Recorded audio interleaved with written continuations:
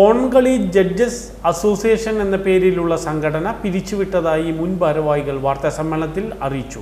ഓണംകളി judges association എന്ന സംഘടന പിരിച്ചുവിട്ടതായി മുൻ ഭാരവാഹികൾ വാർത്താസമ്മേളനത്തിൽ അറിയിച്ചു.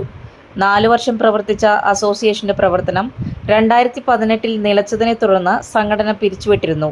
തുടർന്നുള്ള ഒരു കാര്യങ്ങളിലും അസോസിയേഷൻ പ്രതിനിധികൾ പങ്കെടുത്തിട്ടില്ലെന്ന് മുൻ ഭാരവാഹികളായ തേശ്ശേരി നാരായണൻ, ബാലൻ വല്ലപ്പാടി, ചന്ദ്രൻ പുലരി കോടാലി, CR മാധവൻ എന്നിവർ വാർത്താസമ്മേളനത്തിൽ അറിയിച്ചു. 2014 രജിസ്ട്രേഷൻ ചെയ്ത 4 വർഷം ഇത് പ്രവർത്തിച്ചിരുന്നു.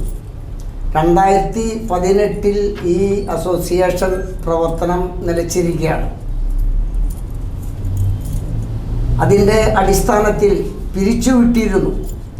തുടർന്നുള്ള ഒരു കാര്യങ്ങളും അസോസിയേഷൻ പ്രതിനിധികൾ പങ്കെടുത്തിട്ടില്ല.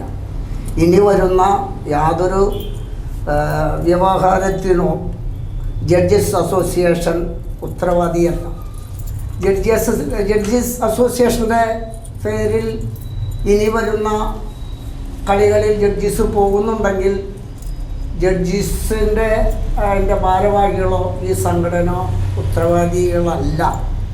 അതുകൊണ്ട് മാന്യ ശ്രോതാക്കൾ, അതായത് ഓണക്കളി നടത്തുന്നവരായാലും കളിക്കുന്നവരായാലും ജഡ്ജസിനെ സമീപിക്കാനായിട്ട് അവർ വ്യക്തിപരമായ പേരിൽ പോയിക്കോട്ടെ. അത് ജഡ്ജസ് അസോസിയേഷൻ്റെ ഉത്തരവാദിത്തത്തിലല്ല പോകുന്നത്. അപ്പോൾ ഇവിടുന്ന് അത് പിരിച്ചുവിട്ടിരിക്കുകയാണ്. ജഡ്ജസുകൾ പോയി അവിടെ ഇവിടെ ഇരിക്കണം. എന്നിട്ട് എന്തെങ്കിലും അപാകതകൾ വരണമെങ്കിൽ ജഡ്ജസ് അസോസിയേഷനിലേക്ക് അവർ പരാതിയുമായിട്ട് വരണം.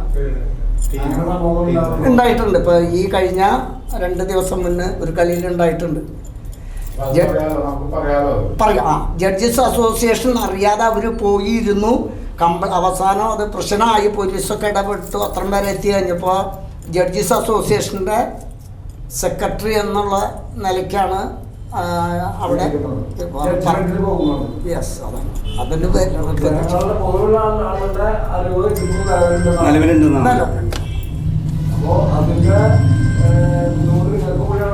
അല്ല, എന്തെങ്കിലും ബുദ്ധിമുട്ട് പോലീസ് കേസൊക്കെ വന്ന ഭാരവാഹികളാണ് കൂടുതൽ പെടുന്നത്.